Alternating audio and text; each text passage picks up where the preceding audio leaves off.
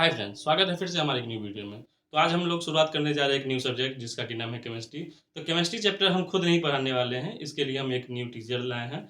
आइए आप उनसे मिलिए और देखिए कैसे पढ़ाते हैं। अपना इन पे लाइक करें, कमेंट करें और शेयर करिएगा इनके बारे में। आप लोग कमेंट में इनका राय बताइए कैसे पढ़ा रहे हैं। तो चलिए स्वागत करते हैं। आइए आइए सर। तो सर का नाम पहले हम बता देते हैं, ये है नमन सर। आइए जहाँ पढ़िए और बताइए। हम जैसे विश्वास किए हैं वैसे ही ये अपना भी विश्वास आप लोग पे बनाएंगे। तो इनका पहले माइक लगा देते हैं जिससे आपको आवाज़ में कोई problem. Hello friends, welcome to my YouTube channel Kundan learning hub. जैसा कि सर आपको पहले ही बता चुके हैं कि मैं आपको पढ़ाने वाला हूं क्लास 10th का केमिस्ट्री, जिसमें बच्चों लोग को बहुत ही डर लगता है। केमिस्ट्री में जैसे कि साइंस तो अलग अलग एक तरह से हो जाता है, लेकिन एग्ज़ाम जब होता है क्लास 10th में साइंस का, तो साइंस का एक ही एग्ज़ाम होता है, सिर्फ साइंस का। इसीलिए केमिस्ट्री, फिजिक्स और क्लास 10th में तो सभी केमिस्ट्री, फिजिक्स और बायोलॉजी अलग-अलग हो जाते हैं, लेकिन क्लास 10th का जब एग्ज़ाम होता है तो साइंस का एक ही सब्जेक्ट का एग्ज़ाम होता है 80 मार्क्स का, और 20 मार्क्स प्रैक्टिकल में मिलता है। तो 80 मार्क्स जिसमें से लगभग कि 25 मार्क्स का केमिस्ट्री रहता है। इसमें से इसलिए हमें केमिस्ट्री पढ़ना बहुत ही ज़रूरी है। आइए देखते हैं केमिस्ट्री के चैप्टरों के बारे में। क्लास 10th में हमें कौन-कौन से चैप्टर पढ़ने हैं, कौन-कौन से किस-किस के बारे में क्या पढ़ना है, कौन से चैप्टर का कितना वेटेज होता है, कौन से चैप्टर से कितना मार्क्स का क्वेश्चन पूछता है। चलिए आगे देखते हैं।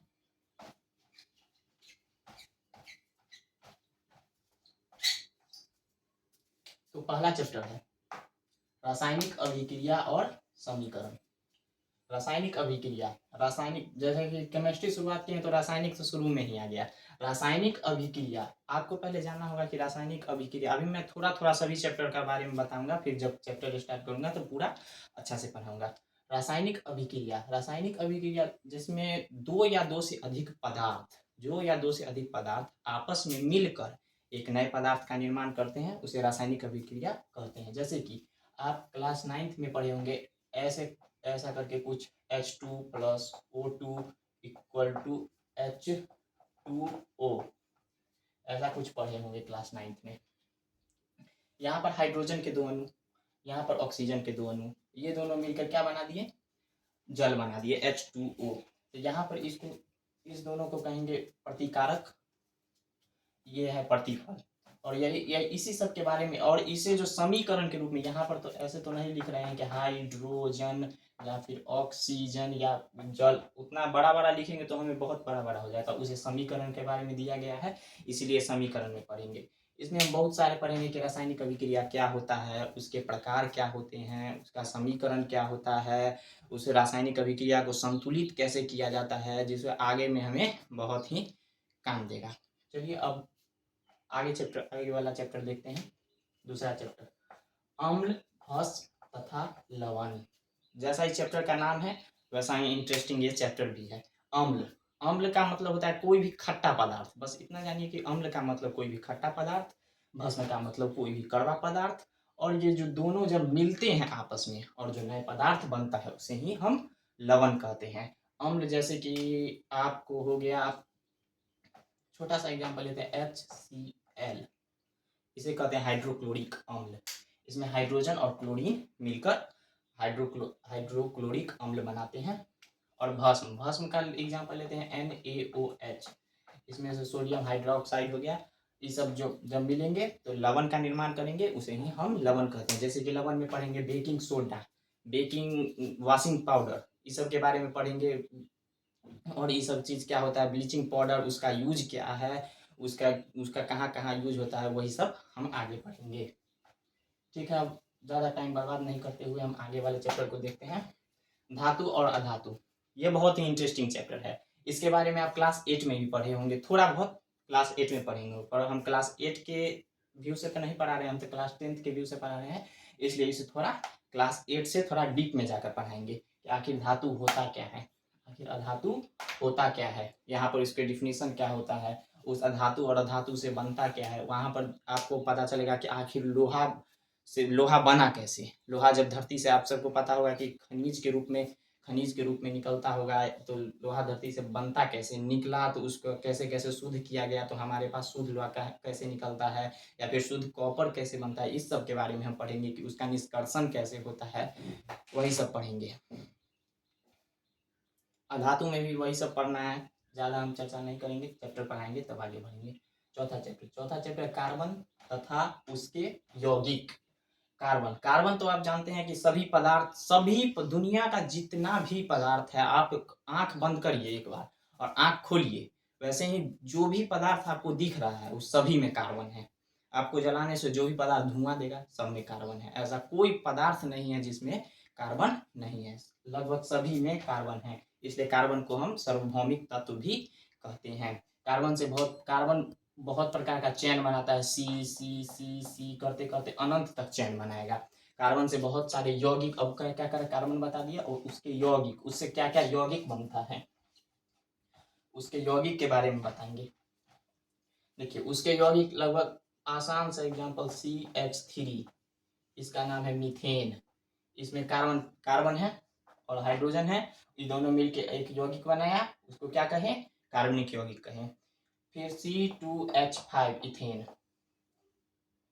ये कार्बन है, ये हाइड्रोजन है, ये दोनों मिलके यौगिक बनाया, उसे हम क्या कहें, कार्बनिक यौगिक कहें। आप सोच रहे होंगे कि हम इतनी आसानी से क्यों लिख रहे हैं, क्योंकि हम इस चैप्टर को पढ़े हुए हैं, बहुत जगह पढ़ाए भी हुए हैं, इसलिए हम इतने आसानी से इसको लिख पा रहे हैं। आप भी जब पढ़ लीजिएगा मेरे से इस चैप्टर के बारे में तो बहुत ही आसानी से आप भी लिख पाइएगा। इसलिए हमारे इस चैनल पे बने रहें और हमारे चैनल को लाइक करें। ठीक है, अब बढ़ते हैं अगला चैप्टर, 5वां चैप्टर है तत्वों का आवर्ती वर्गीकरण। मतलब हम इसमें बहुत सारे तत्व हैं, आप 9th क्लास में पढ़े होंगे, hydrogen, helium, lithium, beryllium, boron, oxygen, ये सब बहुत, कॉपर, सोना, चांदी, सब बहुत याद किए होंगे और उसके संकेत भी याद किए होंगे, उसके परमाणु संख्या भी याद किए होंगे, एटॉमिक मास भी याद किए होंगे कुछ तत्वों का। उसी सब तत्वों को उसमें जो अब आवर्त सारणी बनता है उस तत्व का, आखिर हाइड्रोजन का परमाणु संख्या 1 ही क्यों है, आखिर ऑक्सीजन का परमाणु संख्या 8 ही क्यों है, इस सब के बारे में हम आगे इसमें पढ़ेंगे। इसको बहुत सारे वैज्ञानिक आए, तत्वों को बहुत सारे कॉलम में सजाया, जैसे कि आप भी अपने स्टडी रूम में पढ़ते होंगे तो आप बुक को या फिर कॉपी को अलग अलग पंक्ति में सजा के रखते होंगे। हाँ, ये मैथ का बुक है तो इसको इस साइड रखते हैं, हाँ ये हिंदी का बुक है इसको इसके ऊपर रखते हैं, अलग अलग सजाते होंगे। वैसे ही बहुत सारे तत्व हैं, लगभग 118 से ऊपर तत्वों का खोज हो चुका है। ऐसे ही बहुत सारे तत्व हैं और उसका खोज अभी जारी है। बहुत सारे तत्वों को सजाया गया है, उसको आवर्त में सजाया गया है, वर्ग में सजाया गया है, उसी को हम आगे पढ़ेंगे। आप पीरियोडिक टेबल देखे होंगे जिसको हम आवर्त सारणी कहते हैं, वो न्यू पीरियोडिक टेबल है, मॉडर्न पीरियोडिक टेबल, जिसे मोस्ले नामक वैज्ञानिक ने बताया था। उससे पहले भी बहुत सारे वैज्ञानिक आए और उसके बारे में बताए, पर उतना सक्सेस नहीं रहा। इसके बारे में हम डीप में जाके जब ये चैप्टर पढ़ेंगे तो हम इस चैप्टर को अच्छे से पढ़ाएंगे। छठा चैप्टर है प्राकृतिक संसाधन एवं प्रबंधन। प्राकृतिक संसाधन, प्राकृतिक तो आप जानते हैं नेचर, संसाधन वे सारी वस्तुएं जिसका हम उपयोग करते हैं, चाहे जो हमारे लिए उपयोगी होती हैं, उन्हें हम क्या कहते हैं, संसाधन कहते हैं। प्राकृतिक संसाधन मतलब प्रकृति में पाए जाने वाली वे सारी वस्तुएं जिसका हम अच्छी तरह से उपयोग करते हैं, उसे हम प्राकृतिक संसाधन कहते हैं। जैसे पेड़ पौधा भी एक तरह से प्राकृतिक संसाधन है। जैसे कि हो गया पहाड़ से भी बहुत तरह के गिट्टी निकलता है, उसमें से नदी निकलता है, नदी भी हो गया प्राकृतिक संसाधन। जैसे कि हवा भी चल रहा है तो वो भी प्राकृतिक संसाधन है। मतलब प्रकृति में जो, मतलब एक तरह से साइंस तो ऐसे ईश्वर को नहीं मानता है, मतलब मान के चलिए कि जो भगवान हमको दे दिए वही प्राकृतिक संसाधन है। और उसका प्राकृतिक संसाधन का हम उपयोग कैसे करेंगे, उसका प्रबंधन मतलब उसका संरक्षण, मतलब उसमें जो बहुत सारे अभी कठिनाइयां आ रही हैं, बहुत सारे उसका हानि होते जा रहा है, बहुत प्रदूषित हो जा रहा है, उसका संरक्षण कैसे करेंगे, उसके उपयोग करने की कैसी कैसी विधियां हैं, उन सब के बारे में पढ़ेंगे। कुल मिला के हमें 6 चैप्टर ही पढ़ना है केमिस्ट्री में, ज़्यादा चैप्टर पढ़ना नहीं है, आखिर 25 मार्क्स का ही तो है। और इसे लगभग खत्म करने में हमें 2 से ढाई महीने या फिर 3 महीने लगभग पूरा क्वेश्चन बैंक के सहित हम खत्म कर देंगे। इसलिए अच्छे से पढ़ना है, हमारे चैनल पे बने रहिए। Thank you sir. अभी आएंगे और कुछ बताइए। आइए सर लीजिए, बोलिए। तो जैसा कि सर ने आपको हर चीज़ बता ही दिया है, पूरा सिलेबस का ओवरव्यू कर दिया है, तो हम भी अभी सुन रहे थे सर क्या क्या बोल रहे हैं, कैसे कर रहे हैं, तो हमें भी ये बहुत ही अच्छे से समझ में आ गया कि सर आप लोग को कैसे एकदम गाइडेंस कर रहे हैं। हमें भी बहुत अच्छा लगा सर जो पढ़ा रहे हैं। तो हम यही बोलना चाहते हैं कि सर पे आप विश्वास कीजिए। आपको सिलेबस डिस्कशन से पता ही चल गया होगा कि सर कैसे पढ़ाएंगे आने वाले दिनों में। तो आपको बहुत ही अच्छा एक अपॉर्चुनिटी मिला है सर के द्वारा। तो सर आपको रेगुलर क्लास देंगे, सर आपको रोज़ ही क्लास देंगे।